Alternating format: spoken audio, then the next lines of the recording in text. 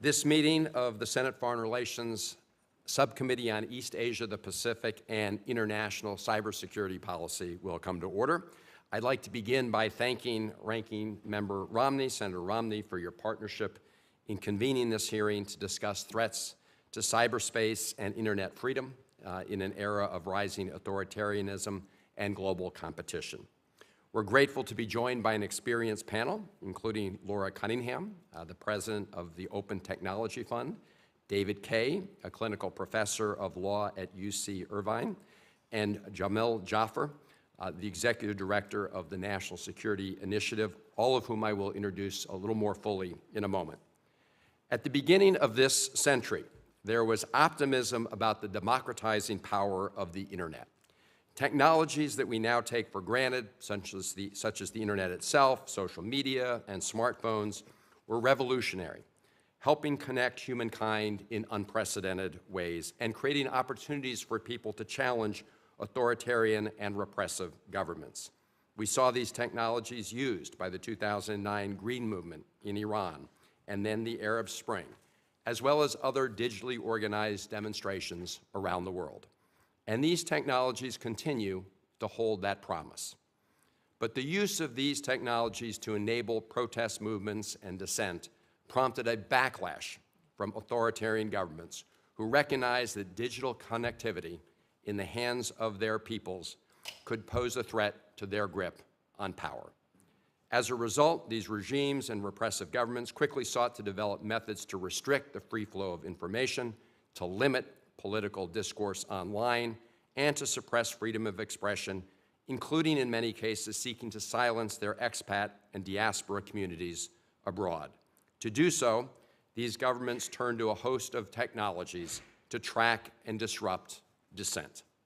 Fast forward to today, and we have witnessed an explosion of new technologies and practices, such as internet shutdowns, censorship techniques, mass surveillance and racial recognition technologies, commercial spyware, and other tools that are used to suppress public dissent.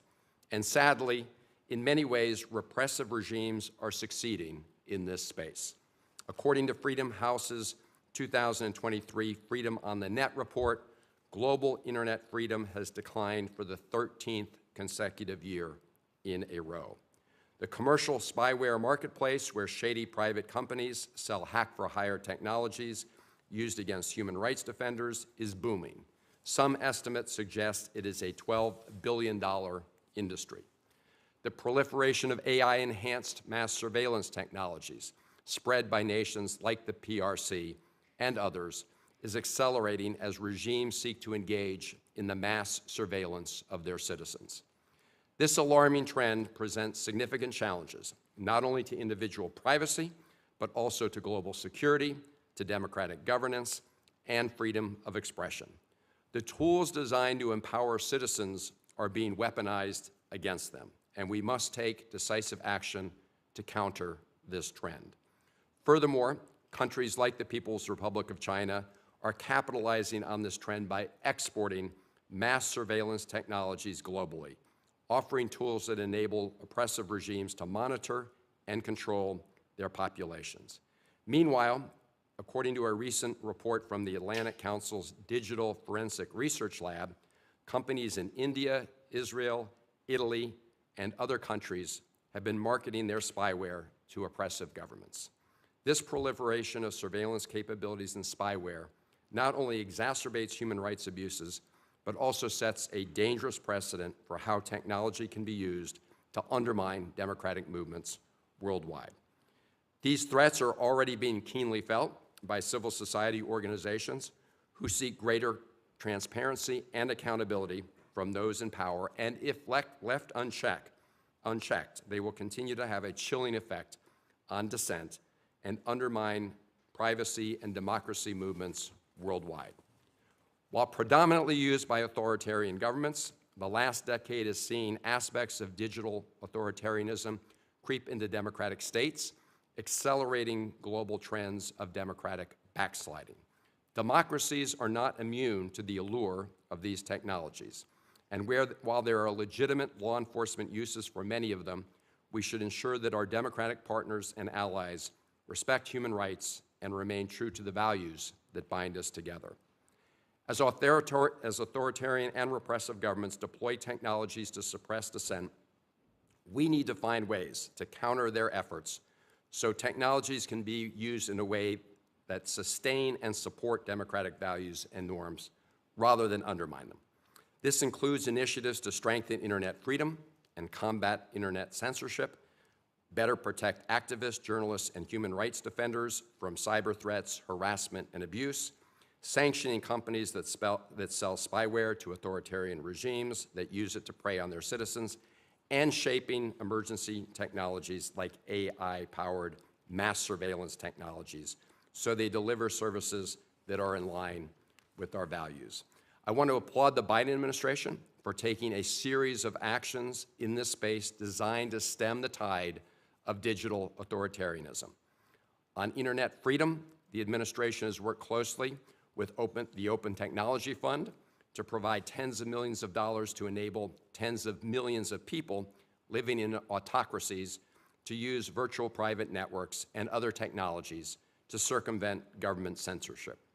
And on commercial spyware, the administration has used many of the tools in the executive branch's toolkit, including executive orders, sanctions, visa restrictions, export controls, and diplomatic agreements to tackle an industry that is out of control. These efforts to protect the free flow of information are crucial to keeping pace with the rapid advancement of technologies designed to crack down on political dissent. We must continually assess the effectiveness of government action and adapt our strategies to combat these threats to democracy and human rights. Congress should also consider how we can best direct and empower the executive branch to tackle these issues.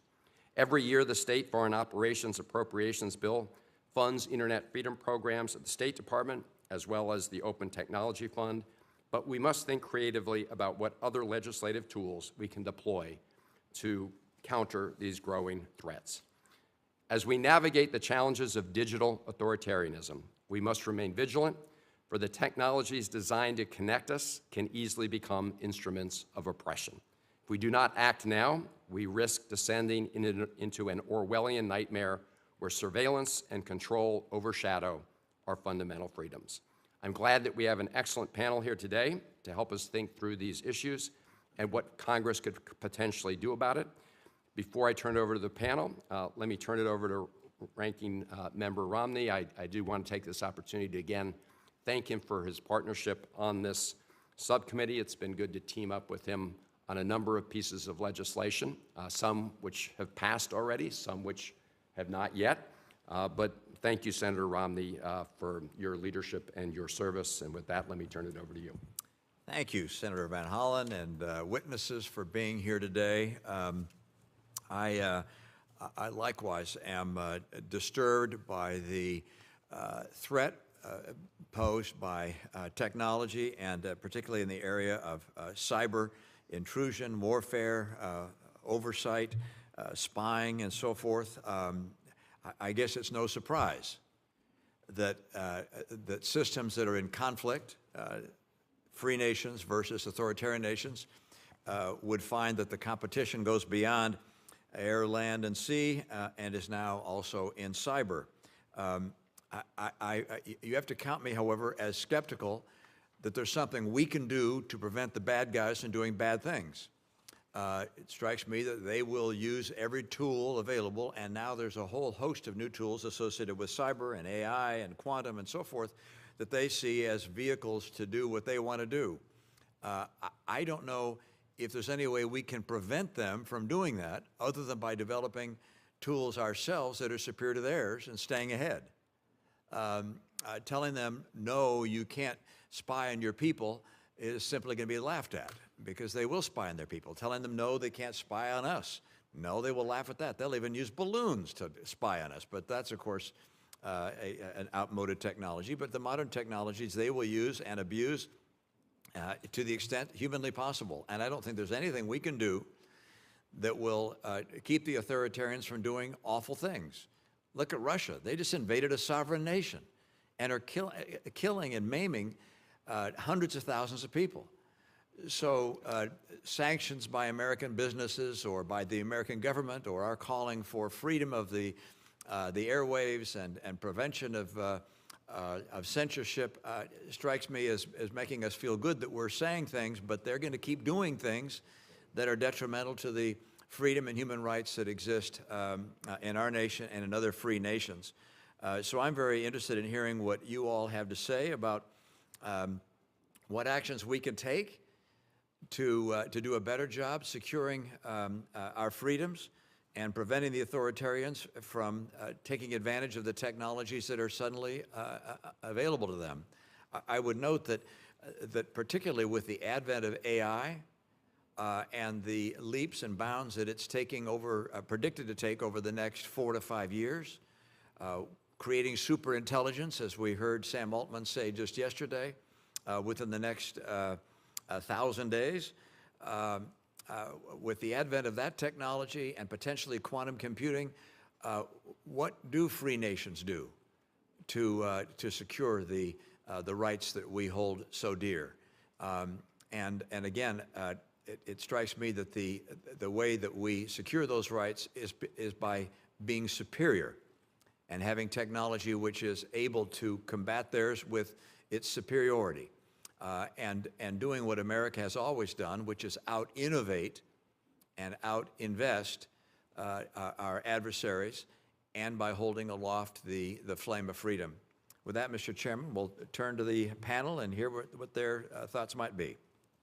Thank you, Senator Romney. I'm going to introduce each of you, and then we'll have you go in turn. Ms. Laura Cunningham is the president of the Open Technology Fund, which is a congressionally authorized and funded nonprofit that seeks to advance internet freedom in repressive environments. She has a decade of experience working on internet freedom, and prior to her time at OTF, she was at the State Department's Bureau of Democracy, Human Rights, and Labor, where she led the department's internet freedom programs. Welcome. We also have with us Mr. David Kaye, who is a professor of law at the University of California, Irvine. From 2014 to 2020, he served as the United Nations Special Rapporteur on the promotion and protection of the right to freedom of opinion and expression. In this role, he focused particularly on issues related to freedom of expression and technology, and his book, entitled Speech Police: The Global Struggle to Govern the Internet, explores the ways in which companies, governments, and activists struggle to define the rules for online expression. We're also very pleased to be joined by Mr. Jamil Jaffer, who's an alumni of this committee. He is now the founder and the executive director of the National Security Institute at the Antonin Scalia Law School at George Mason University, where he also serves as an assistant professor of law. He's also a venture partner with Paladin Capital Group, and prior to his current work, he was a staff member, as I said, here on the Senate Foreign Relations Committee and on the House Permanent Select Committee on Intelligence. Thank all of you for being here. I respectfully ask that you try to keep your opening statements to the 5 minutes, and if you can't cover something there, we will certainly get to it in the questions. With that, let me turn it over to you, Ms. Cunningham. Chairman Van Hollen, Ranking Member Romney, thank you for inviting me to testify today on the threat of digital authoritarianism. Today, 2/3 of the world's population, nearly 5.5 billion people, live in a country where the global internet is censored. And this number is only increasing as authoritarians harness technological advances to increase the scale, scope, and efficiency of digital repression. But this is not merely a technical challenge. It is a normative contest to determine whether governments use technology to entrench authoritarian control or empower democratic freedoms.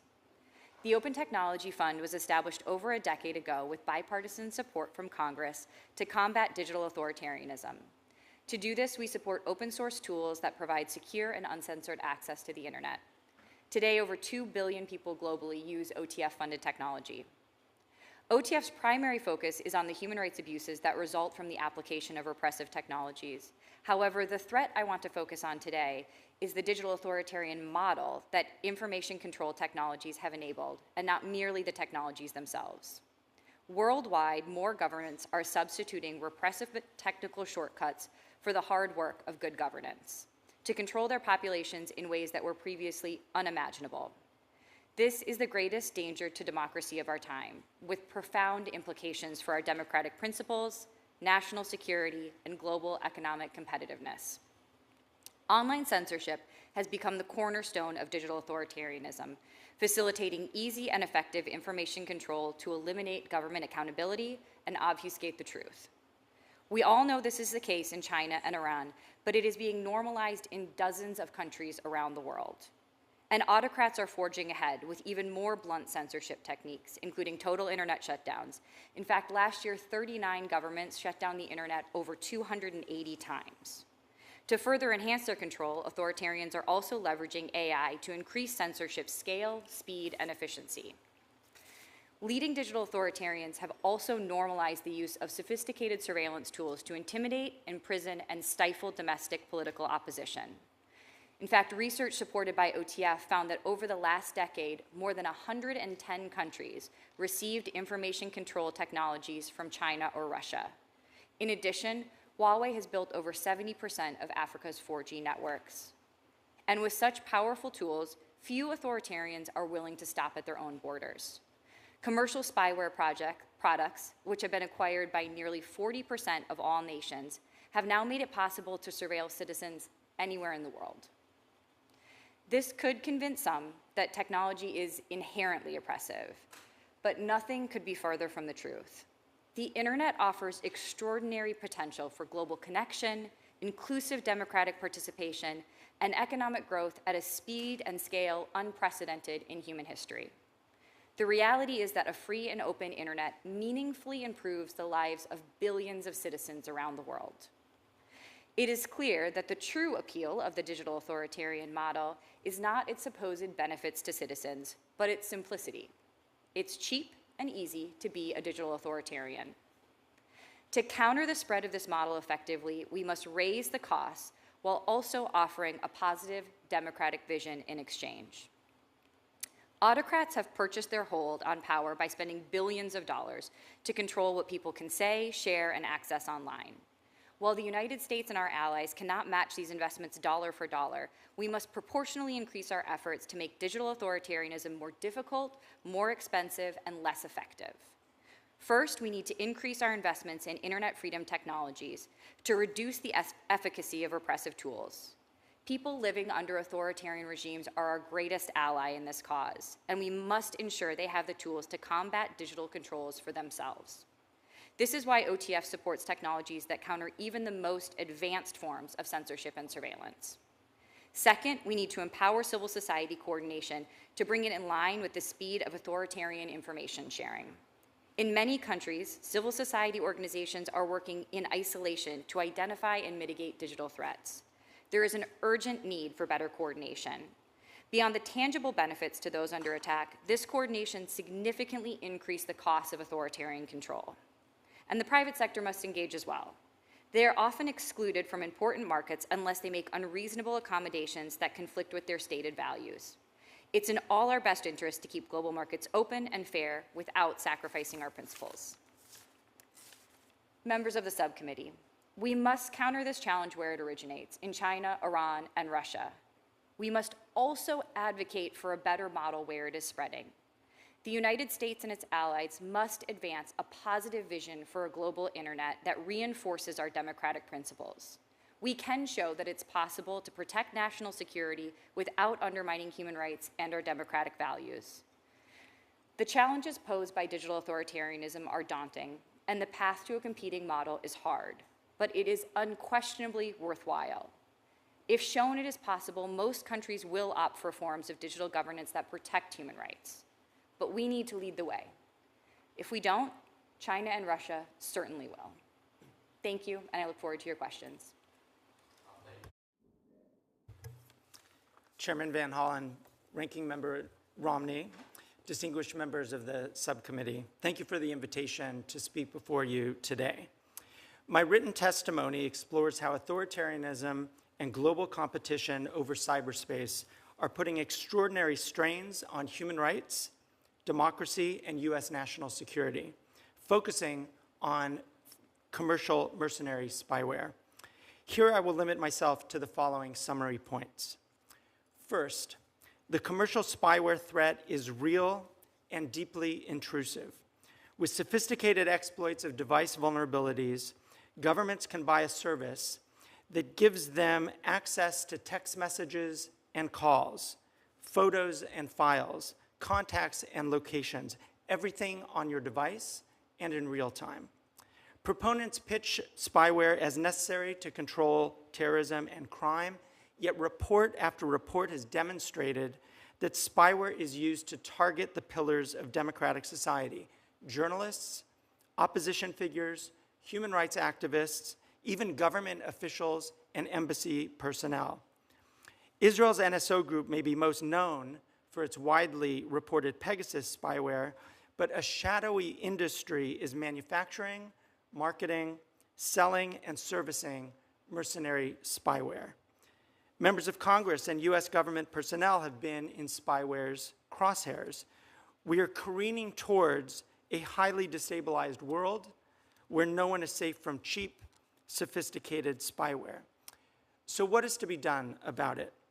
In 2019, in a report to the UN Human Rights Council, I argued for limits on the uses of such surveillance technologies to manifestly lawful ones only, subjected to the strictest sorts of oversight and authorization, with private sector participation in the spyware market conditioned on human rights due diligence and a track record of compliance with human rights norms.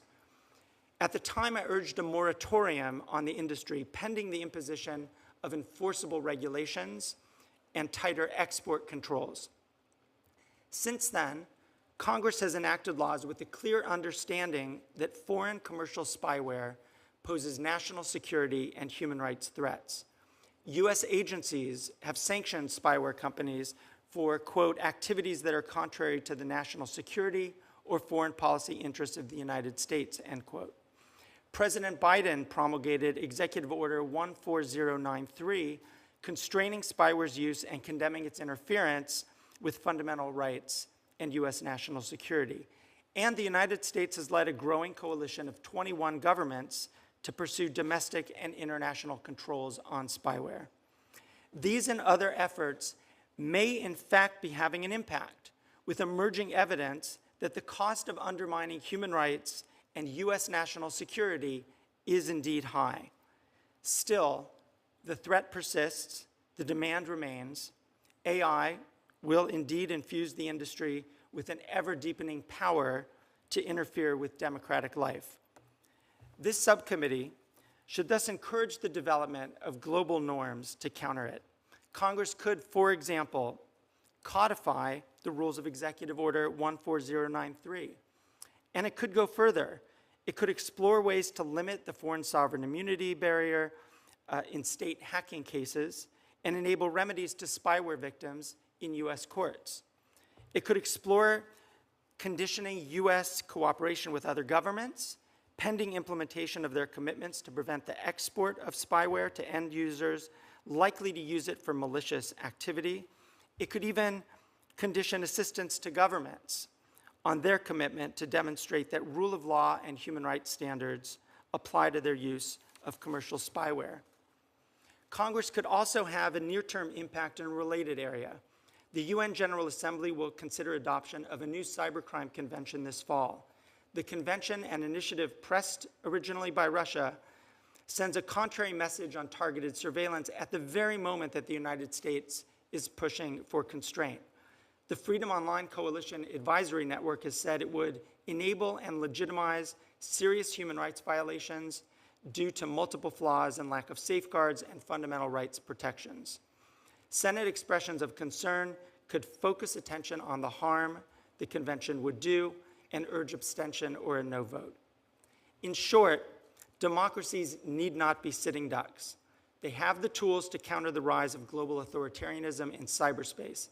The US has begun to deploy those tools and to counter spyware's lawlessness, and I urge the subcommittee to continue its critical support in the legal fight for freedom online. Thank you very much. And thank you. Mr. Jaffer. Chairman Van Hollen, Ranking Member Romney, thank you for holding this hearing. It's particularly important at a time, given the increasing drumbeat of threats that our nation and our allies face from countries like China, Russia, Iran, and North Korea. These countries are global repressors. They repress their own people at home, then they export that repression abroad, not just in their own regions, but across the globe. They engage in this export through a variety of activities, whether it's the sale of surveillance technology, their influence on online platforms, their cyber attacks and hacks against our nation and its allies, and the like. They are engaged in a constant, day in, day out attack on America, our allies, and free and open societies around the globe, and we must respond. Chairman Van Hollen, you've led on some of these efforts with the Brink Act and your efforts to speak out against the CCP and suppressive activities in Hong Kong and abroad. Ranking Member Romney, you for decades have talked about the threat that these countries pose to our nation and our allies. You spoke about Russia long before it was popular to speak out Russia and its repressive activities, and long before they invaded Ukraine, not once, but twice. You've also talked about Iran and China's activities as well. So the members of this committee and the leadership of this committee knows all too well the threats these countries pose. But their threats are not just obvious on the surface. They're surreptitious. These countries spend hundreds of millions of dollars and billions of dollars investing in technology to embed that technology at the heart of our societies. Companies like Huawei and ZTE, supported by low and no-interest loans from the Chinese government and grants from the Chinese government, embed their core network capabilities in networks around the globe. By one measure, in Africa, 70% of 4G networks are controlled by Huawei. Huawei sits at the heart of British Telecom. It sits at the heart of telecommunications networks inside of our country in state and local networks. Congress has taken action to combat this by providing funds to rip and replace some of this technology. More needs to be done and faster. Our allies are slowly getting on board with this program, but are slow rolling it. Germany just this month announced that it'll slowly be removing Huawei technology from its networks, but not till 2026. And it's not just telecommunications capabilities. It's social media. Today, TikTok has 170 million Americans on its platform. It is the primary news source for Americans under the age of 30. A Chinese-influenced platform is the primary news source for Americans under the age of 30. And it's not that we don't know that TikTok uses its capabilities to message to Americans. We know that in a variety of ways. Number one, we saw them push the Osama bin Laden narrative in the aftermath of the October 7th attacks. We saw them talk about their suppression of Muslim Uyghurs and the genocide against Muslim Uyghurs. We saw them suppress discussion about Tibet. And we saw them press this Congress to have American young people call Senate and House offices to lobby against the TikTok legislation that was passed in the House and the Senate and eventually signed into law. So we know that this platform is used for illicit activities by the CCP and its allies. And so it's so critical that we take action. But it's not just cat videos and dancing videos on TikTok. It's also election messaging. And it's also the fact that the data that's collected on Americans using TikTok, the location of individuals, their voice prints, who they communicate with, when combined with the mass amounts of data that we know China and other nations have stolen from Americans, including healthcare data, financial data, and the like, and all of that enhanced with AI technology to create targeting packages, not just for intelligence collection, but for covert messaging. The same way that AI enhances the ability of our candidates to speak to the American electorate, it enhances the ability of China, Russia, Iran, and North Korea to speak to Americans as well. And that is a very real danger. And so that's why it's so critical that we have this hearing today, that we hear about the capabilities that the Open Technology Fund is putting to work using congressionally appropriated funds to bring freedom to these nations. But it's also important why we hear about commercial spyware and the like and what our adversaries are using as well, because it's important that we factor in that American investors are investing in these technology and capabilities. And that's why it's important that Congress and the administration partner with American investors who are willing to speak out against this and are willing to commit to not investing in adversary technology and to investing in American and allied technology. We've brought together a group of 20 investors. There are other groups as well in NATO and the Quad that are bringing these groups together as well. And so I welcome the opportunity to be here today. Thank you for your time, and I look forward to any questions from the committee. Well, thank you, and thank all of you for your testimony. And just picking up on one of the points you raised, we've had bipartisan support to try to provide substitutes, competitive substitutes to Huawei and ZTE for the reasons that you explained. Rip and replace here at home, but we need to continue to be vigilant on a bipartisan basis and provide alternatives to these countries. Let me just focus first with you, Ms. Cunningham, because we're trying to use this hearing to identify things that we can do to try to break through censorship, like the firewalls in China and other places.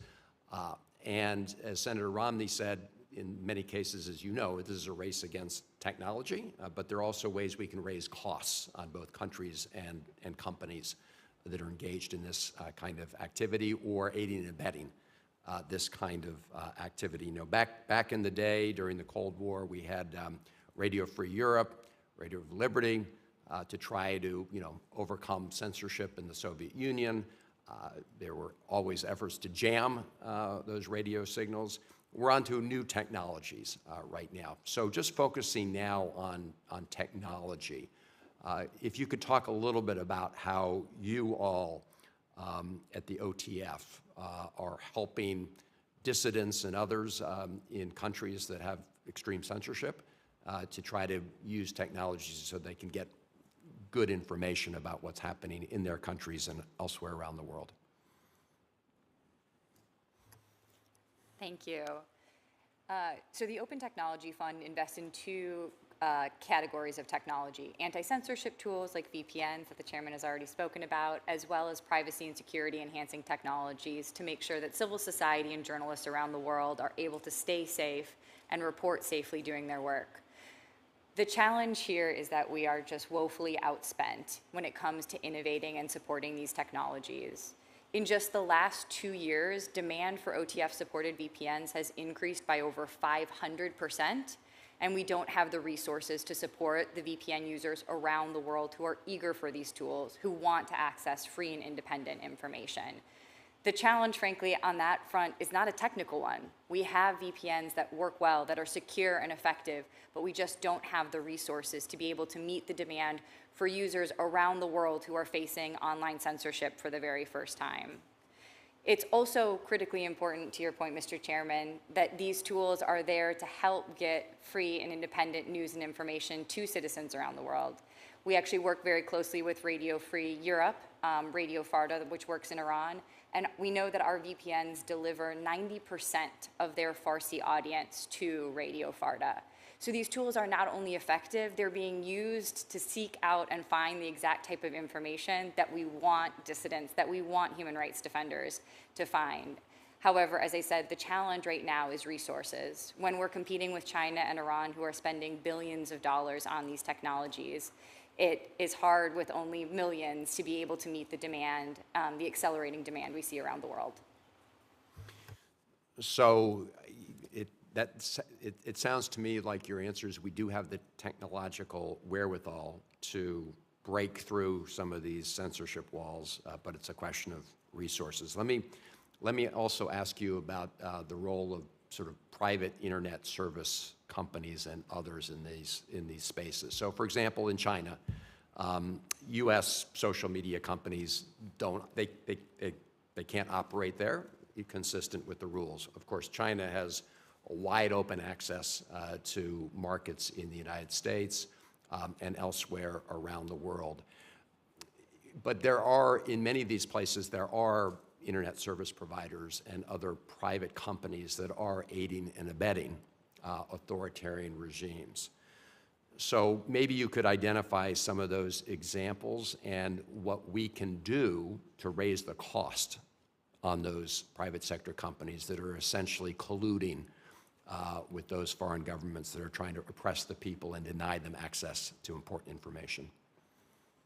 I think this is one of the most critical challenges that we face in China right now in particular, is U.S. private sector technology companies complicit with Chinese government censorship. An example that I think comes to mind for me is the Apple App Store.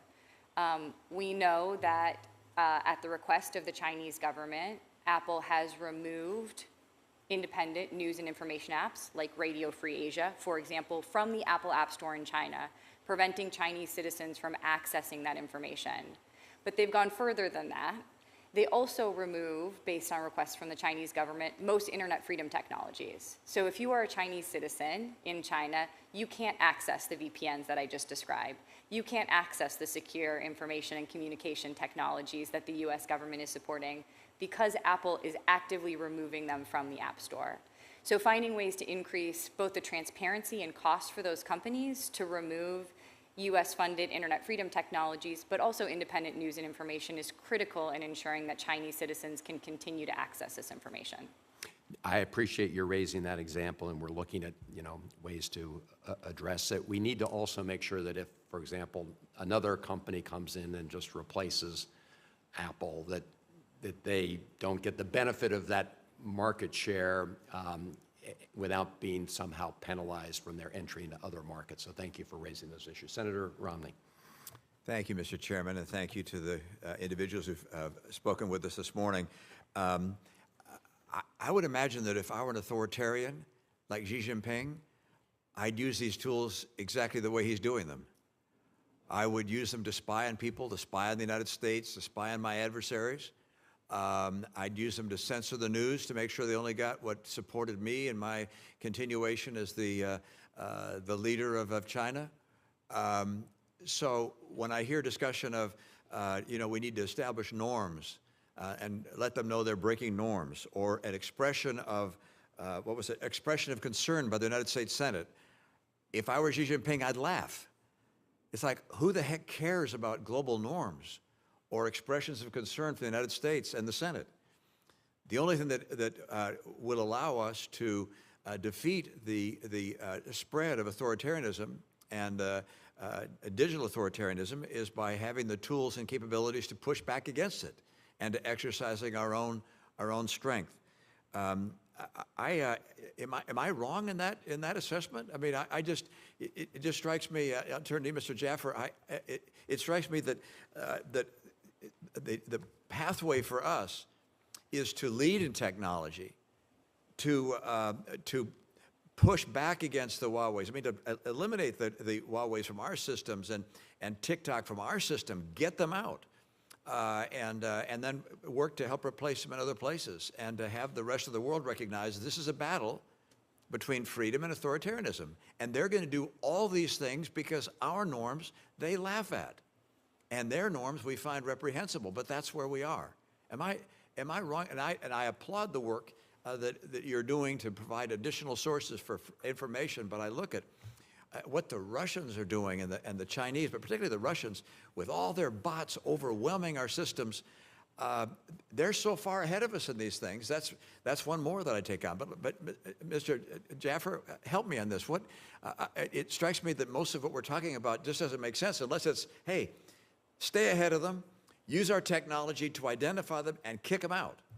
No, Senator Romney, you're exactly right. The idea of sort of strongly worded letters from the Senate or from our diplomats or the like are not going to get this job done.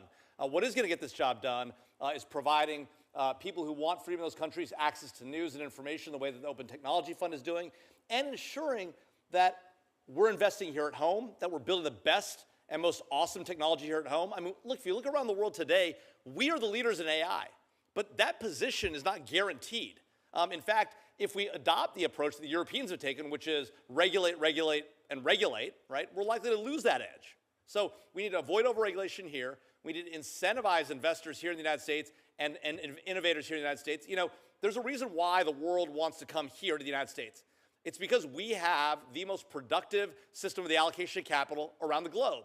And protecting and preserving that economic liberty is critical to the effort to fight authoritarianism around the globe, right? It's not just that we're going to have a free and open society, it's we've got to take advantage of it, double down on it.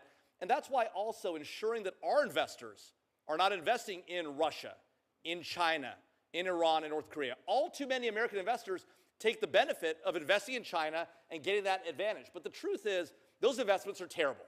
Those investments ultimately lose money. And in the long run, the right approach is to invest here, invest in our allies, and invest in trust, safety, and security. And so we believe that there actually is an investment thesis around investing in the U.S. You know, Senator Ricketts, you're an innovator. You've worked in this space. You've helped develop startups.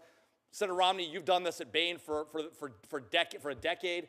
That is what it's about. It's about the allocation of capital. And until we recognize that all too many Europeans and the European system views us as the enemy, views our technology companies as the enemy, when in fact we're actually the innovators who are creating this space and these opportunities, I think at the end of the day, what we've got to do, to your point, Senator Romney, is double down on that and avoid the strongly worded letters. And the last point I'll make is, if we're worried about what's happening in the cyber domain, the best and most effective way to succeed in the cyber domain is to push back against what Russia, China, and Iran are doing. And until we respond to their activities here in our country and attacking us and our allies, they're not going to get the message. I haven't got quite enough time to turn to the next question, but I got to try it nonetheless. Please be brief because I took a long time. And that is, and I guess I'll do it in the second round. I've got 19 seconds. So I'm not, that's not fair to you, Ms. Cunningham. We'll come back and address it in a moment. Thank you. I apologize. I think I used up too much of your time, Senator. I apologize. Very helpful. To the newest member of our committee, Senator Helmling. Thank you, Chairman. I would start by thanking you and the ranking member in this committee for the work it's done and the legacy you both in this committee have. You've taken a global competitiveness and security issue, and from my experience in financial services, healthcare, and state government, the work that this committee does on the global level has had real impacts, as Mr. Jaffer mentioned, to the work that state governments do to better prepare for the global threat and our critical institutions like healthcare, utilities, and otherwise. Mr. Jaffer, I'm going to pull on a string you left in your testimony there, if I may, and to the ranking member's question. It's clear that the U.S. government has much ground to cover to compete with the PRC in technological innovation. You've mentioned the need for additional capital, which would include more robust funding for research and development to emerging technologies, cross-collaboration with the private tech sector as a means of advancing our interests in national security in the cyberspace. How do you envision the U.S. cyber deterrence strategy when the legal parameters and international norms do not address the current bad behavior of our adversaries, including the PRC and Russia? Thank you, Senator Helmy. Look, I think that today, the level of activity we've seen on American systems is sufficient to enable us to push back if we wanted to. And that pushback can come in the form of cyber options, or it can also come in the form of other options, sanctions and the like. Today, America's intellectual property has been stolen to the tune of billions of dollars a year, trillions total. And as a result, that damage alone to our economy and the threat it poses to our national security is enough to warrant more aggressive, active pushback in the cyber domain. I think the norms are there. We're choosing not to take advantage of them. Thank you. Mr. Kaye, in light of the upcoming election, the subcommittee's work obviously is going to pivot on the critical response to enduring the challenge of curtailing authoritarian regimes that seem to have no constraint on their digital oppression at home and their efforts abroad. What hopes do you have for future administrations to properly address the use of commercial spyware, particularly by authoritarian adversaries? Thank you for that question, Senator Helmy. And that also gives me an opportunity to respond in part to Senator Romney's point. So I'd want to make two points here. The first is that although I share the concern very much about Chinese repression at home and its export of its repression abroad, I think it's important to see the moment that we're facing as a moment in which we have a very cheap availability of tools that are spreading well beyond the states that have that kind of power. And so there is a range of steps, actually, that the Congress has already been taking, actually at a normative and at an operational level, let's say, to deal with the threat of foreign commercial spyware. And I think that's actually important, and there's quite a bit to build on there. The second point that I wanted to make is maybe to give a defense of norms for a moment, because I do think that while there is a kind of battle in the trenches right now that's a technology battle and is also a geopolitical battle, it is also a normative battle.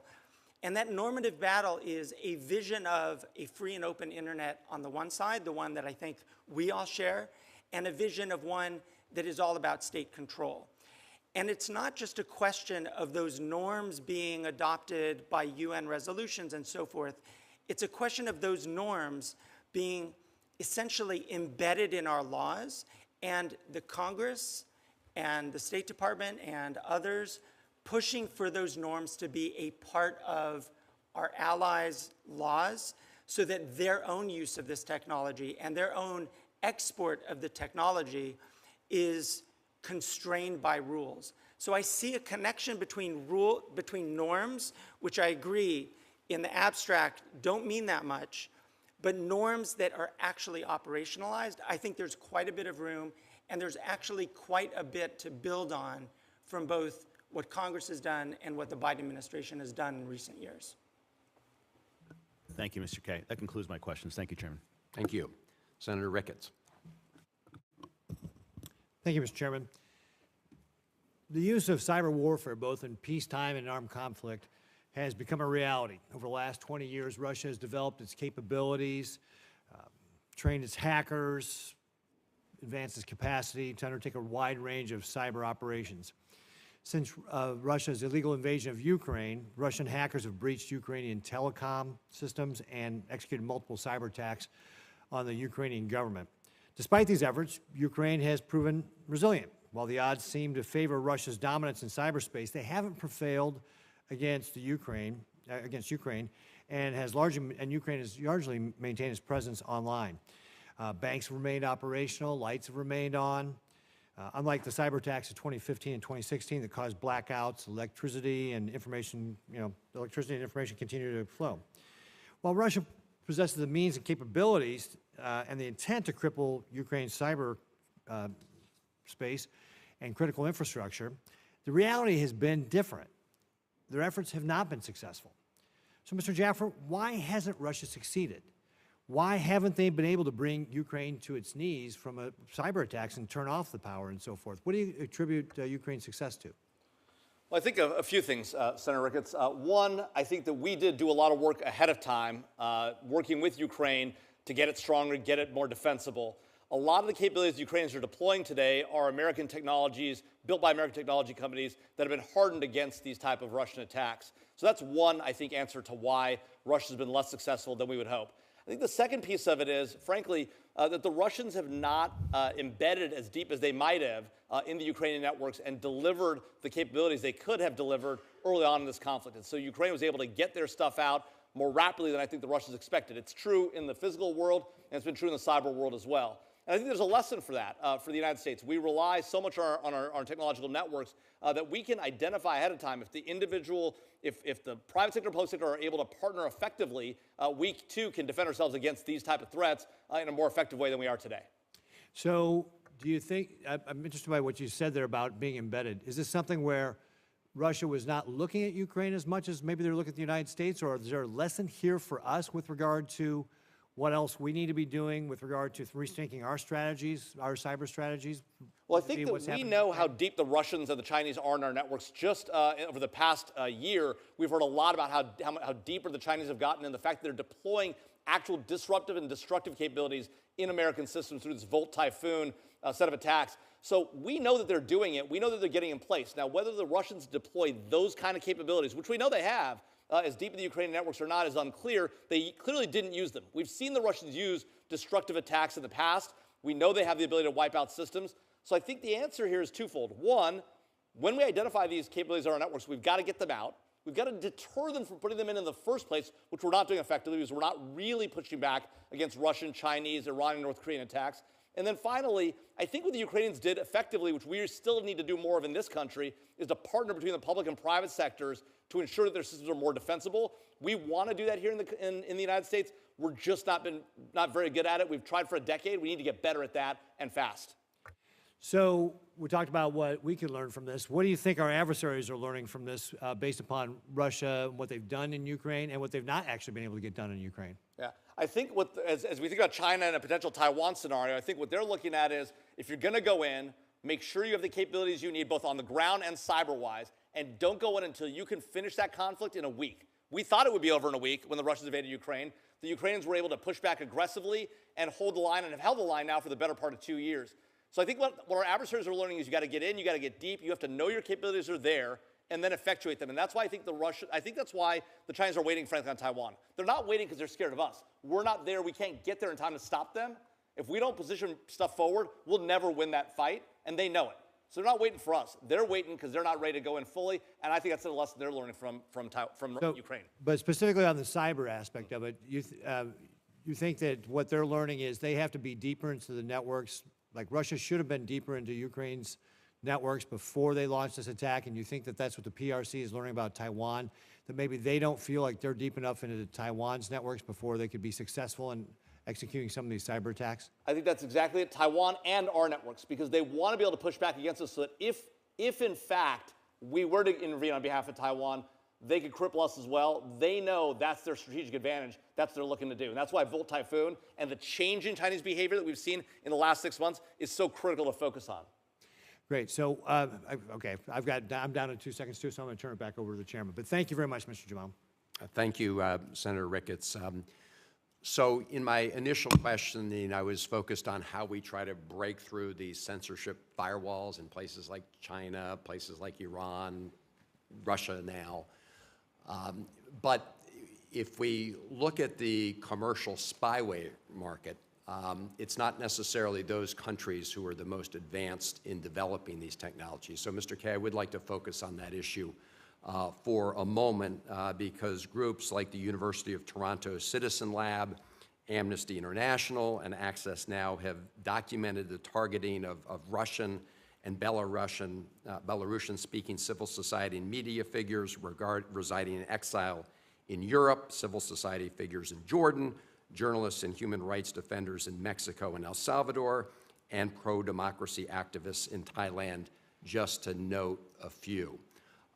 There's a report that just came out this month by the Digital Forensic Research Lab of the Atlantic Council entitled Mythical Beasts and Where to Find Them, Mapping the Global Spyware Market and Its Threats to National Security and Human Rights.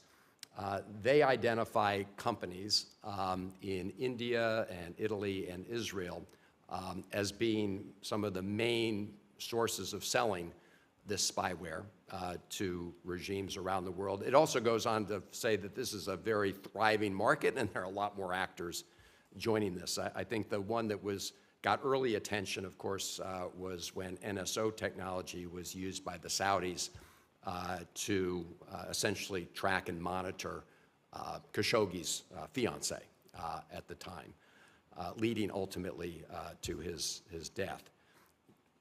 The administration, the Biden administration, I give them credit, they've worked to try to raise the costs to these companies that are engaged in this commercial spyware and selling it to these regimes, including by putting them on the entities list and other measures. You mentioned some of these in your opening statements. Could you elaborate a little more on your assessment of whether or not those penalties have been effective?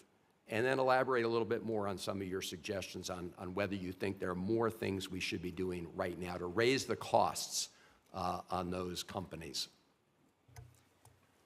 Mr. Chairman, thank you for that question.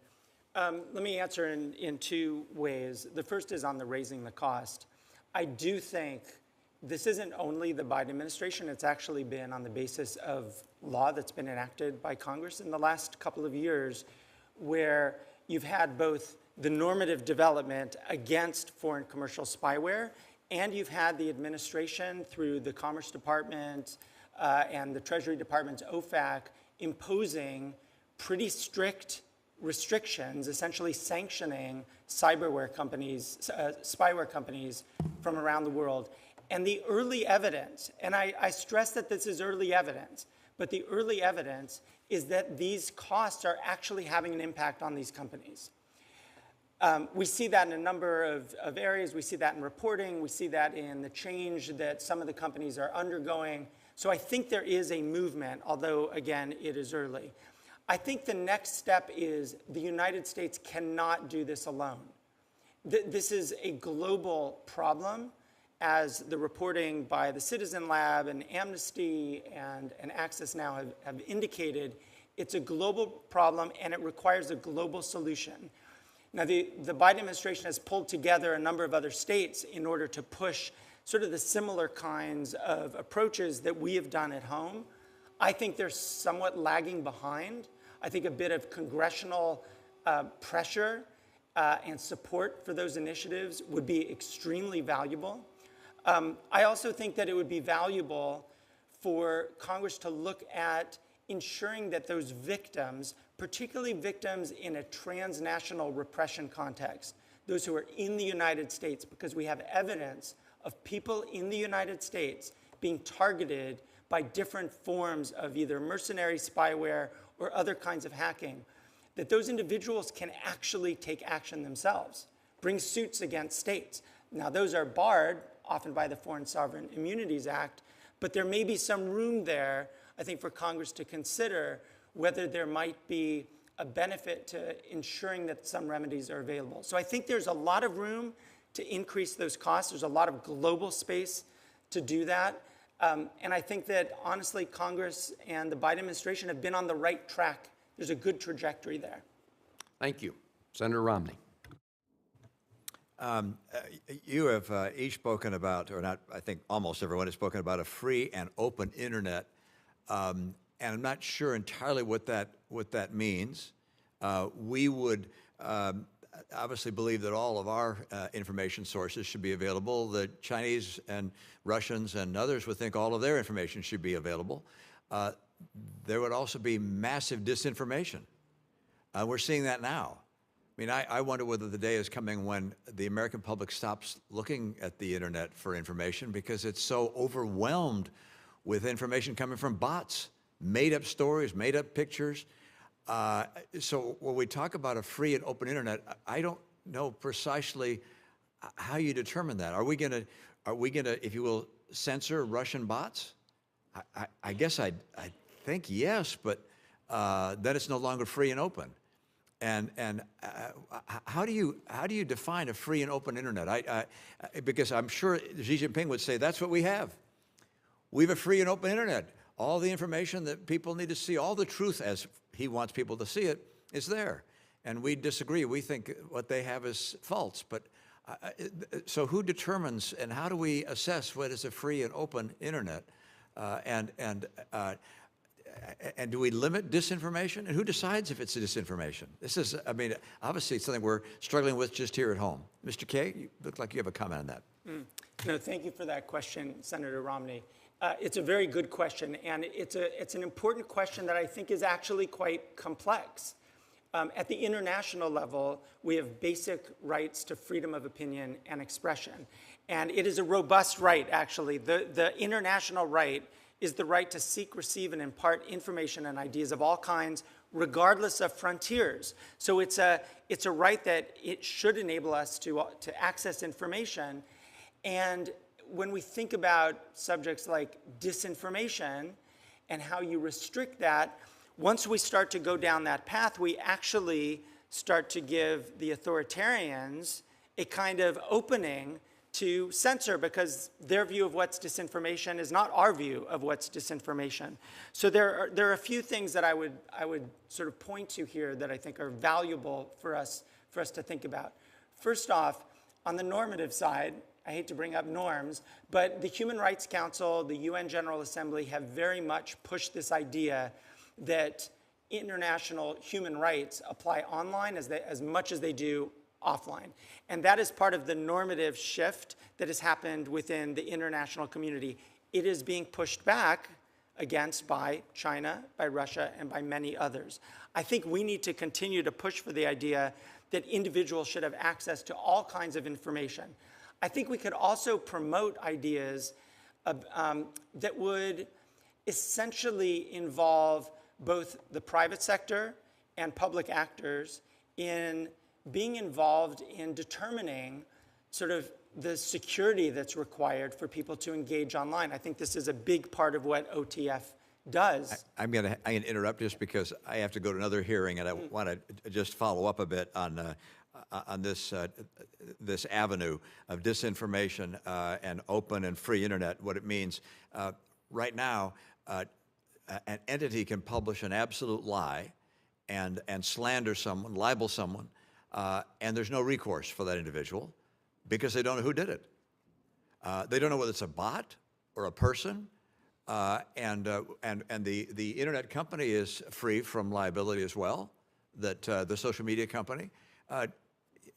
I don't know what the answer is to deal with this disinformation and slander and libel that occurs, and wonder, should we insist that the social media companies determine that there is an individual or an entity that's actually posting something on the internet, so that there is recourse if someone wants to bring an action against either a government or an institution or a person, as opposed to right now when there is absolutely no awareness whatsoever of who's behind a post and who's responsible for it. Ms. Cunningham, I'll turn to you, and Mr. Kaye and Mr. Jaffer. We haven't got much time, but any thoughts on that? All right. More of a legal than a All right, Kaye, yeah.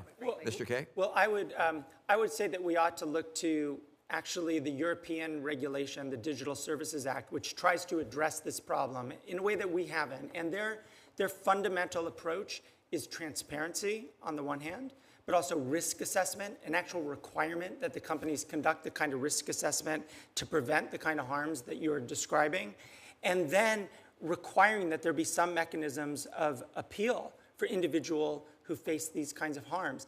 It is a very tricky and narrow path to walk, I think, between demanding transparency and recourse and promoting and protecting rights to free speech. I think that's exactly where you're suggesting there's a problem, and I think that we could learn something from what the European Union has done in this case in trying to address We're in this trouble problem. if we got to learn from the Europeans, but maybe you're right.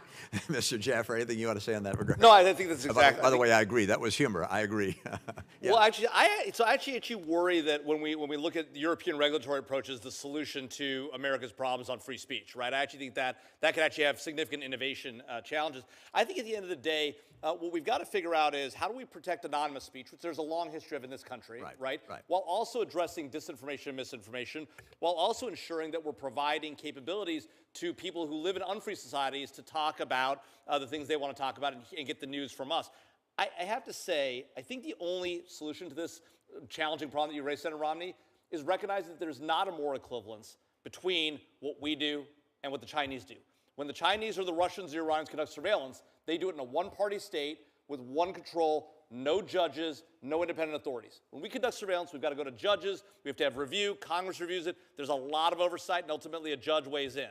And so at the end of the day, I think that's the difference. It's not the same when we talk about their disinformation versus ours, or our legitimate information versus theirs. There's a fundamental distinction, and when we all embrace that fundamental distinction, I think at the end of the day, it's fine to put in place rules that require disclosure of names addressed to somebody who's violating American or, in the right case, European law, right? And it's okay to say, no, China, Russia, you can't get that same thing because you're an authoritarian society. It's just a different system, and it's okay to say when they do it, it's different, and when we do it, it's okay. Thank you, Senator Romney. Senator Ricketts. Thank you, Mr. Chairman. All right, Mr. Jaffer, I want to pick up our conversation. One of the things you said in our first round of questioning was we need to push back harder against Russia, China, Iran. Talk to me. What are some of the specific steps you think that we need to do to push back harder on these bad actors? Well, look, Senator Ricketts, we're talking about cyberspace on this. Yeah, fair enough. So the same theory actually applies to the real world as well. For all too long in the cyber domain, we've accepted that China steals billions of dollars a year, trillions of dollars in total of American intellectual property. We've accepted that the Iranians and North Koreans both conducted destructive attacks in the United States back in 2015, right? Las Vegas Sands and the Sony Corporation, right? We've accepted that. We haven't pushed back. We haven't hit their systems. We haven't taken other actions in the real world, whether you don't have to respond in cyber, right, with a cyber activity. You can respond in the real world to a cyber attack, but we haven't responded. We've taken it on the chin over and over again. And what that does is it creates more risk. It incentivizes bad actors to try and test where our boundaries are. Now, it's clear that some of them know where some of our boundaries are. We haven't seen a major takedown of our energy grid or our banking system, even though we know some of the most capable actors, China, Russia, have that capability, right? And we've seen, although it got close with the Colonial Pipeline, right, with Russian sort of supported ransomware actors. So we know there are some bounds that they recognize. The problem is that if we don't hit them back, and we don't do it in a way that's public, that we can't effectively then deter our adversaries or their friends from coming back against us. And we've just taken our weapons off the table. We don't talk about the red lines, and we don't enforce them. So when you talk about hitting them back, are you talking about we should conduct cyber attacks against them? And I think one of the reasons we don't do that is so we preserve our capabilities so they don't know what we can hit them with. Right. But are you also talking about like sanctions? I mean, are you talking about, like, what are the specific things you say, hit them back? How do we hit them back? I think all of the above, but let's talk about cyber capabilities, because I think that's a really good point, and you're exactly right. Too often we say we don't use cyber capabilities because we don't want them to know what weapons we have. But the same is true in the real world, right? There are a lot of weapons we keep secret, we keep classified. But there's a lot of weapons we talk about that we have and we use, right? If we're gonna effectively deter, you've got to talk about where your red lines are. You got to talk about what you're gonna do if those red lines are crossed. You've got to talk about the capabilities you have to enforce those red lines. And then, last piece, when those red lines are crossed, you've got to enforce them. We don't do any of that. We don't talk about capabilities. We don't talk about red lines. We don't enforce them. And so it's no surprise that our adversaries are testing our boundaries. They don't know where they are, and they don't know what we're going to do. And then when it happens, we don't do anything. All right, I want to go back to this other thing, too, because we talked about Ukraine and Russia attacking them and not being successful. And you said it was with American technology, American companies helping out, right? So why do you believe that our systems are so much more vulnerable than Ukraine from a Chinese attack or a Russian attack, if they wanted to do that? I think a couple of reasons. One, we're innovating rapidly here in the United States. So as we deploy new capabilities, they're not necessarily built with trust, safety, and security in mind at all times. I think that's a key thing. We've got to incentivize that kind of behavior. And that comes both from investment, but also from light touch, regulation. The government can use the way that it spends its money to get companies that sell to the government to build more trust, safety, and security in their systems. And then finally, I think that, in the United States, it's harder for the public and private sectors to partner, right? There's a lot more challenges to it. The private industry is afraid of regulation. They're afraid of lawsuits. The government itself is afraid of giving classified information to the private sector, right, and giving it at scale to the private sector. We've talked about it for decades. We haven't done it effectively. Those problems are a lot less true in other countries, including Ukraine, where the public and private sectors work a lot more closely together. Okay. And again, I'm kind of running out of time here, but can you just talk about what are some of the most critical steps that the U.S. needs to do, and I'm looking for specific things we can do, to be able to enhance our cyber capabilities to successfully be able to deter the PRC? Well, I think, one, we've got to spend a lot more on the cyber capabilities. We are underfunding our Defense Department across the board, including in the cyber domain. We've got to give them the best cutting-edge capabilities. We've got to get them to lean forward. They also, for their part, have to be willing to buy and build with the private sector effectively. All too often, the government says we're going to build it ourselves internally, or we're going to buy from the 5 defense contractors we always buy from. We've got to break that mold when it comes to emerging technology. We're not going to be able to do this without cutting-edge startups. And as an investor in startups today, I can tell you it is very hard for a startup. You know this, having done this in Nebraska. It's very hard for startups to sell to the government. It's a no-win. They want to do it. They can't do it. And at the end of the day, I think that if we continue to overregulate, if we take the European model, Digital Services Act, Digital Markets Act, GDPR, right, which a lot of people think we're behind the Europeans, we're actually ahead of the Europeans. If we adopt European regulations, all that will do is harm the ability of the U.S. to innovate and allow our best player, take our best players off the field. That is a terrible idea, right? The reason why Europeans don't have great innovation, they overregulate it right at the jump. We should not make that mistake, particularly not in the AI domain. Great. Thank you very much, Mr. Jaffer. Thanks, Senator. Thank you, Mr. Chairman. Thank you, Senator Ricketts. So I just want to follow up on some of these particular issues. First of all, thank you, Mr. Jaffer, for mentioning the issue of protecting American IP. Years ago, I passed a bill, authored a bill called Protecting American Intellectual Property Act, along with former Senator Sass, which is trying to get away from the fact that companies' only recourse sometimes is to go to court in the United States, right, against foreign actors where even if you get a good decision, it's hard to actually enforce. The idea is to give the U.S. government more tools where you have a pattern of theft of intellectual property of strategic value that we can go after and sanction them. We need to use that tool more effectively. I do just want to say with respect to international norms, I agree with you, Mr. Kaye, they're important. It's not, I don't think anyone's under an illusion that we're going to convert, China to our way of thinking or Iran. But what we can do is try to raise the costs and increase the benefits to countries in the rest of the world to follow the norms of like an open internet or not engage in selling of commercial spyware or whatever it may be.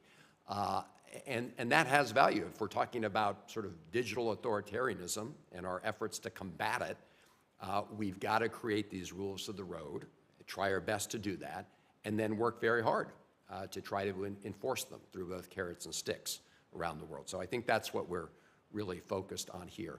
Before I leave the issue of commercial spyware, I do want to ask you about that because I think you referred to it, but the Biden administration, through a White House statement, did try to get a bunch of countries, and I think they got 17 countries to sign on to a resolution, a document about adherence to rules about not exporting not allowing companies in their countries or discouraging companies from exporting commercial spyware to authoritarian states. Am I right about that? Yes, I think actually, as of 2 days ago, there are 21 states that are part of this, including the United States. And the objective is not only to promote stricter export controls so that spyware isn't allowed to proliferate the way it has, but also to ensure that there's conditions on relationships and on the sale of technology to states that are committed, and not just committed in a sort of paper thin sort of way, but in an implementable sort of way that they are committed to observing human rights in the use of the technology.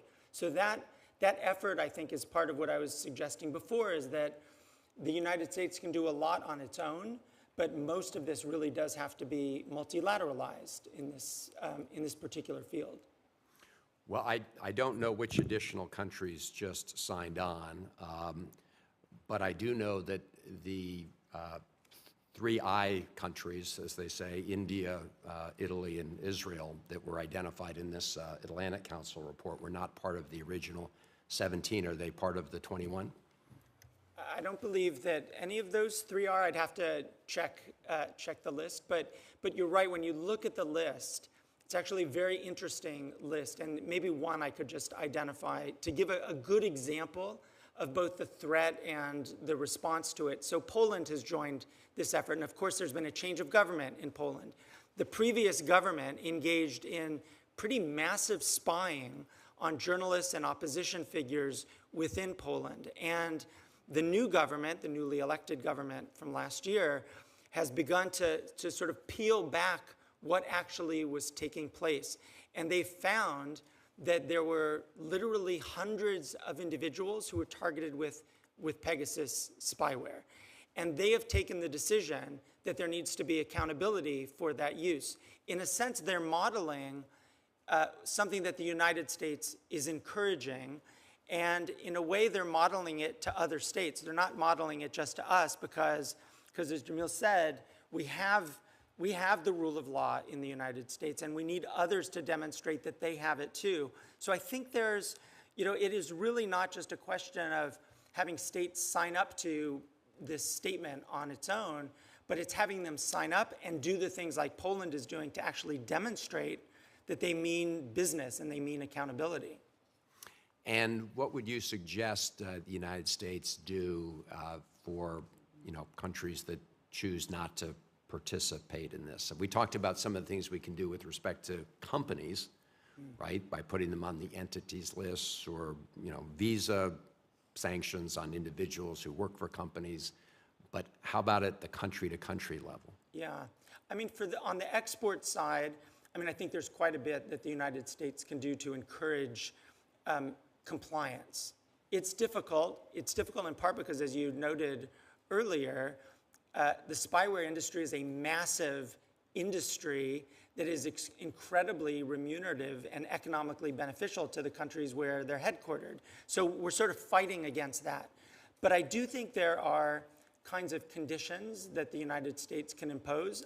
I don't mean conditions on our entire relationships with countries, but conditions on certain kinds of support and cooperation that are related to the end user. In other words, the client country's use of technology should be based on fundamental human rights norms. And we can do some conditioning in terms of what we share, what our relationship looks like, in order to move them. We have that power to move them in a positive direction. I think some of that, if it's embedded in law as well, could be also extremely valuable. Thank you for that. I want to turn briefly to the tools for mass surveillance, right, which we see in use in China, and China, of course, also making available for export to other countries that want to adopt these a lot of these tools. Now, obviously, facial recognition has some beneficial uses that can be used with proper guardrails and rules with respect to law enforcement. But the line gets very murky, as you all know. My colleague, Senator Merkley, has been very focused on this. Now, when you go through TSA, you get your picture taken, although you can opt out. But we are trying at least to, whether we can have a debate over what rules should apply. But obviously, that debate's not happening in places like China or elsewhere where these technologies are being applied. The Bureau of Industry and Security at the U.S. Department of Commerce recently published a proposed rulemaking that creates a control for facial recognition. Could you talk about how this technology is developing very rapidly and what your thoughts are on what kind of guardrails we can put around those, and again, try to create global norms? And after Mr. Kaye, if any of you others want to answer that question, please feel free to jump in. Sure. Thank you, Mr. Chairman, for that question. I mean, I'll answer briefly. I mean, first, I would say that we need to be thinking about what kind of society we want to live in and what we want to construct. And we, I think, just have to recognize that some of these technologies are already in vast, nefarious, authoritarian use in places like China. And we see that, for example, with respect to the Uyghur population in the west of China. The surveillance state that you have there is clearly not the kind of state that we as Americans deserve to live in. And so I think that perhaps as a first order of business, we need privacy protection. We need nationally enforceable privacy law in the United States. We also need continuing strong commitment to fundamental digital security tools, in my view, including encryption technologies. I mean, these are the kinds of technologies that can protect us, but also I don't think that we want to put all of the onus for protection on the individual herself. I mean, the protections need to be legal protection. So my view is when we're talking about things like facial recognition, affect recognition, all of these tools that essentially interfere with our ability to be anonymous when we're out in the world, I think we need to be thinking about legal protections like a national privacy law. Appreciate it. Do either of the other two of you want to comment on that question? Senator Van Hollen, I think, look, I think privacy laws are interesting, but GDPR in Europe hasn't stopped mass surveillance, right? Encryption technologies, important, hasn't stopped mass surveillance in the United States or anywhere in the globe. So I think the real way to do this is the reason why these things are so lucrative is because people will buy them, and the reason why they can build them is because people will invest in them. If we can starve them of capital, right, that is one way to solve this problem. Now, not all surveillance tools are built alike, right? There are surveillance tools that are used by democratic societies that are appropriate use under the rule of law, right? Our group of investors, our trusted capital group of investors, 19 investors around the globe, including in Poland, has come together and committed to not selling or building technologies that would be used by our adversaries. We've committed only building technology capabilities that are used by America and its allies. Now, of course, right, that's because we believe in free and open societies. It is okay for the United States government and other governments that have the rule of law to use surveillance technologies in appropriate ways. So there's no upside to saying we're not going to invest in those. But we're not going to invest in capabilities nor invest in companies that sell to these adversary nations.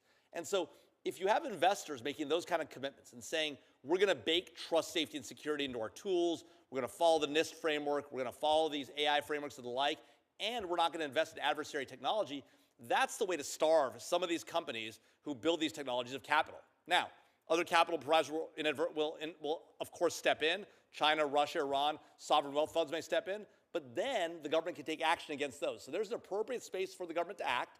There's an appropriate space for private capital to act. And the question then just becomes, can we convince other private capital actors to get in this and to ultimately build and buy technology that's actually protected, secure, and capable? Thank you. Starting with you, I think, Mr. Kaye, on this legal question, but again, if our other witnesses want to answer it, please feel free to do so.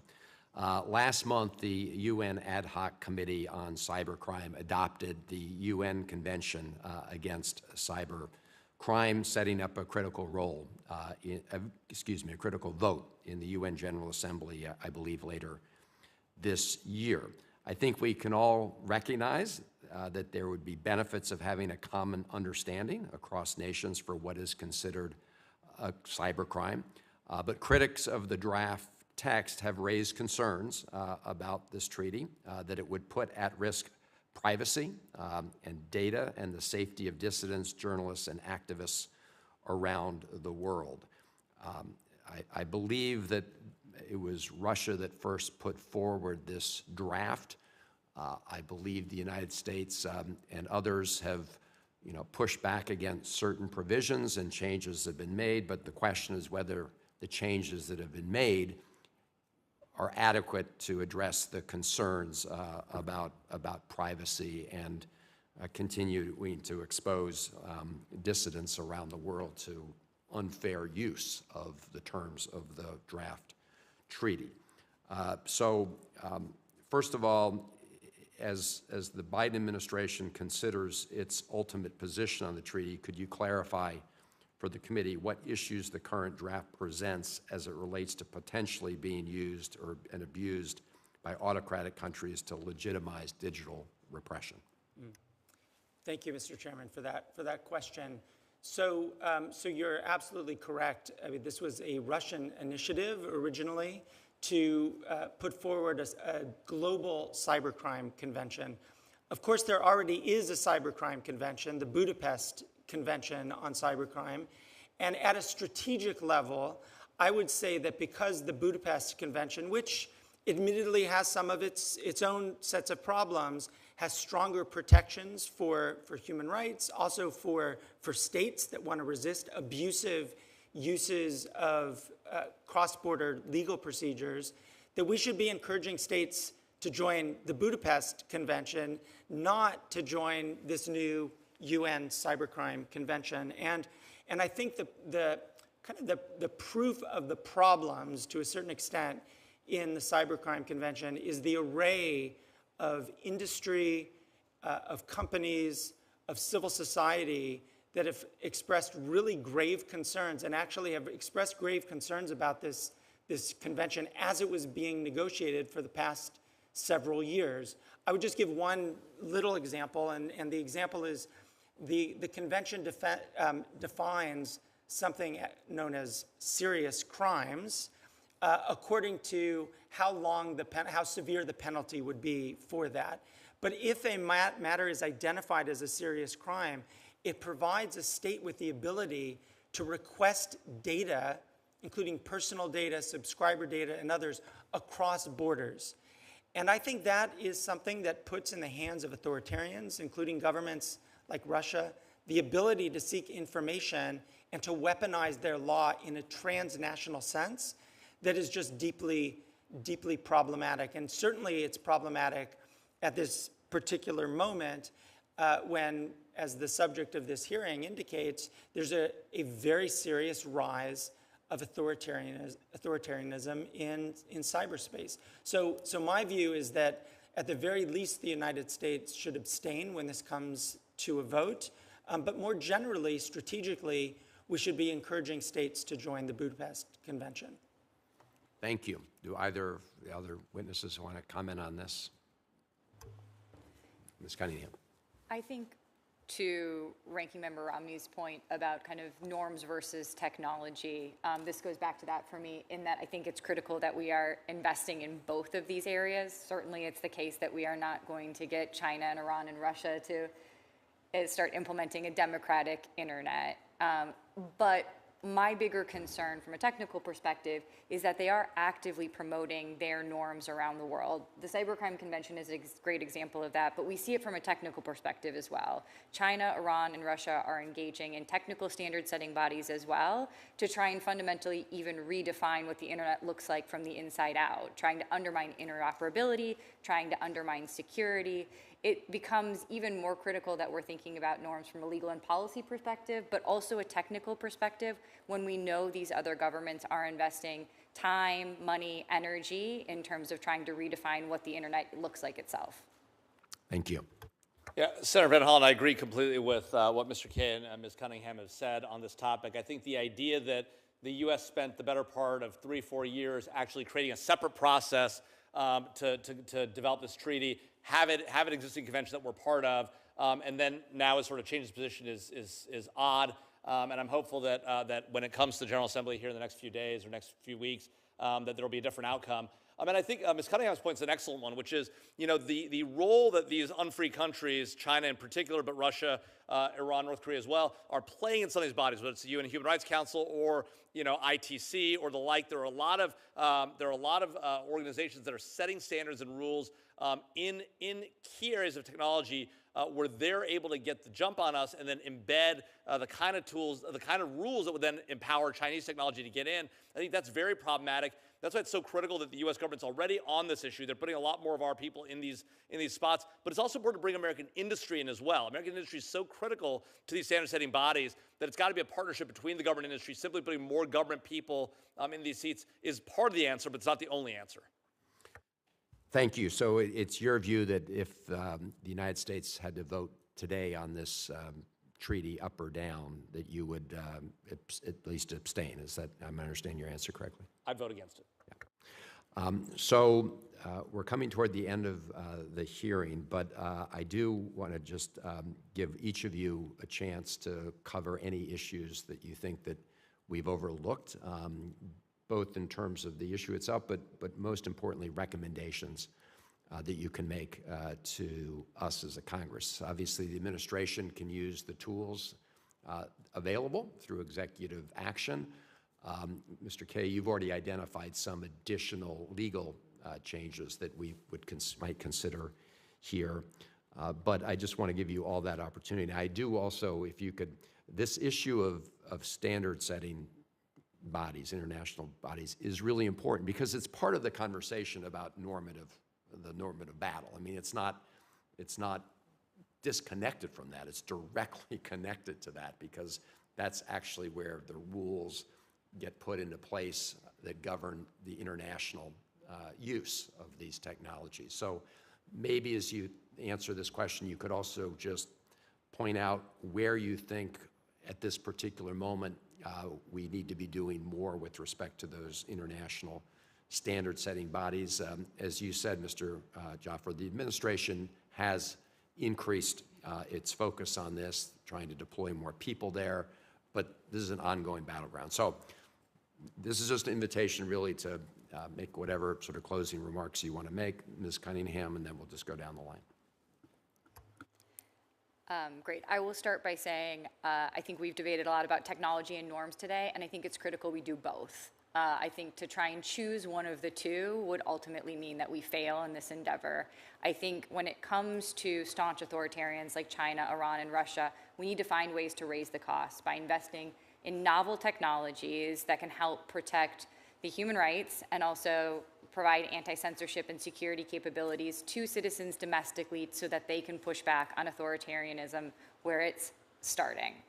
I think we also really do need to focus on the norms because the reality is that Russia and China are exporting these technologies, and not just the technologies, the training and the beliefs that come with them to over 100 countries around the world. And even if norms might not win the day in China and Iran, there are many countries across the Belt and Road, in Africa and Latin America, that we still have a significant potential to influence. And I think if we are to lose focus on them, we'll lose the larger battle here in terms of defining what a democratic internet could really look like.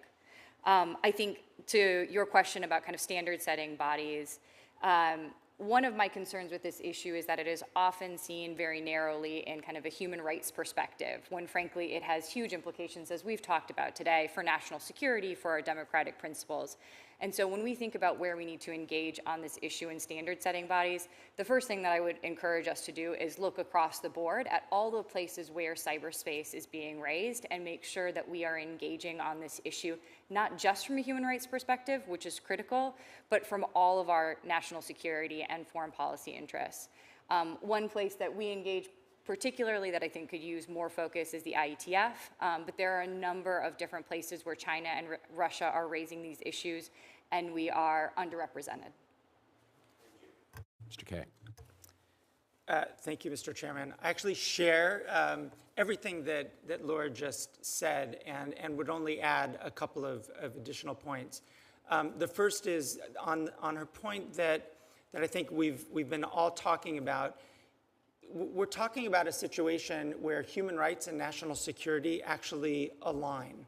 In other words, our interests in a robust human rights approach to new technologies, to intrusive technologies, is very much also a question of US national security. And we can point to example after example, I think as we've all indicated, of where there's an alignment there, that the human rights abuse is also a national security threat.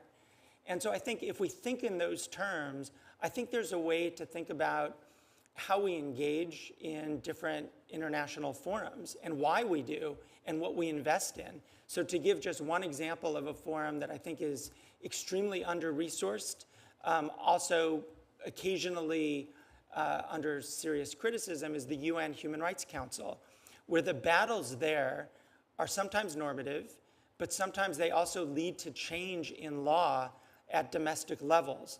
And I think that's a space where the United States, as it has actually over the last few years, has increased its voice there, could continue to do so. Also in the ITU, there's room to do that kind of work, where you know, the head of the ITU is somebody who's well known in Washington. I think there's a lot of room to do that kind of work in those settings, including the other standard setting bodies that were mentioned before. But I think that's the place that I would tend to focus on. I think that, as we've discussed, all of those come together as a question of both national security and fundamental human rights. Thanks, Senator Van Hollen. The only thing I wanted to mention was, we spent a lot of time today talking about a lot of the challenges that technology can pose to free and open societies, to Americans here at home, to repressed peoples abroad. I want to focus on the fact that technology has actually benefited the globe tremendously. American technology has benefited free and open societies around the world. It's raised standards of living around the globe. It's provided opportunities for people in free and unfree societies to have access to information in ways that have been transformative. I feel the same way about AI. AI has its challenges, to be sure. It can empower authoritarians and the like. But writ large, I think artificial intelligence and the broad adoption of it will actually be a tide that raises all boats, that creates opportunities, creates new jobs, creates innovation, and creates economic benefits, not just here in the United States and in our allied countries, but around the globe. And so I'm actually very heartened by the transformative power of technology and the transformative power of systems like ours that allocate capital towards innovative capabilities and that drive us towards freedom and democracy. And so while we have our challenges in this country, and there are plenty, and our system is not perfect, it is the best the world has ever seen. And it's one both in the form of allocation of capital, economic liberty, but also in freedom of speech, freedom of thought, and the like. And it's an idea that we've got to, once again, embrace. All too often, we focus in on the threats and the challenges we face, and there are tremendous ones, both in this country and abroad. But we also have to embrace the fact, I think, as Americans and as folks in societies that are free and open, that we have a responsibility to give that capability and that opportunity to others around the world. That's why the work that OTF is doing is so critically important. That's why setting these norms is important. But it's about, once you set the norms, enforce them and living by them, which all too often we talk about them and they become aspirational and don't become practical. And at the end of the day, I think that the opportunity that you've given us to talk about these issues, the work that you and the ranking member are doing on these issues, to highlight them here in the Senate, and that folks in the House are doing as well, is so critical. And thank you for the opportunity to be here, and thank you for your attention to these important matters. Well, thank you all, and you're absolutely right. I mean, these new technologies have huge potential benefits. I mean, technologies are not in and of themselves good or bad. They can be put to good purposes. They can be put to bad purposes. And I think one of the things we want to do in this hearing, as you've all expressed, is maximize the good and the benefits and minimize the harm. And that is, it's not easily done. It requires, I think, thoughtful conversation. So thank all of you for being part of it. It's been a very engaging discussion. Thank you. And with that, The record will be open until close of business of Wednesday, September 25th. And again, thanking all of our witnesses. The hearing's adjourned.